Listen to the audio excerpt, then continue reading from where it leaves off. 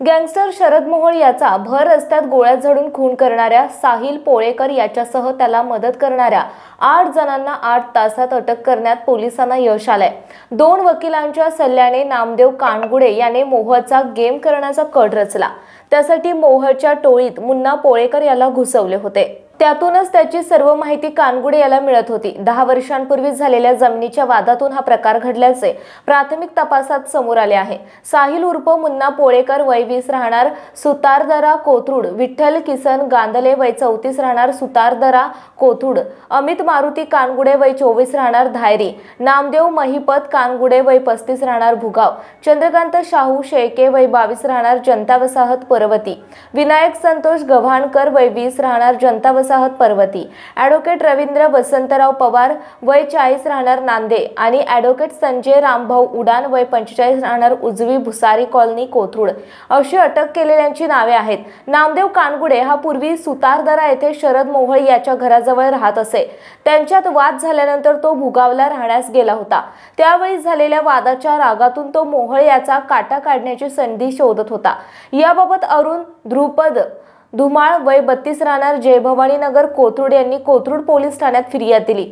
शरद मोहोळ याच्या लग्नाचा वाढदिवस असल्याने दगडूशेठ गणपती मंदिरात साथीदारांसह दर्शनाला जात असताना सुतारदरा येथे दुपारी 1:15 वाजण्याच्या सुमारास मुन्ना पोळेकर हाही शरद मोहोळ याच्या बरोबर जात होता।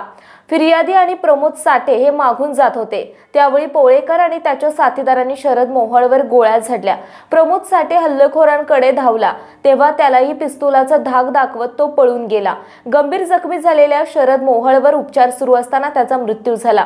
या घटनेची माहिती मिळताच शहर गुन्हे शाखा अलर्ट झाली। गुन्हे शाखेचे सर्व युनिट संशयितांचा शोध घेत असताना ते कोल्हापूरच्या दिशेने जात असल्याचे आढळून आले। पुणे सातारा रोडवर किकवी ते शिरवळ दरम्यान एका स्विफ्ट गाडीतून जात असल्याचे दिसल्याने पोलिसांनी त्यांचा पाठलाग करून ताब्यात घेतले।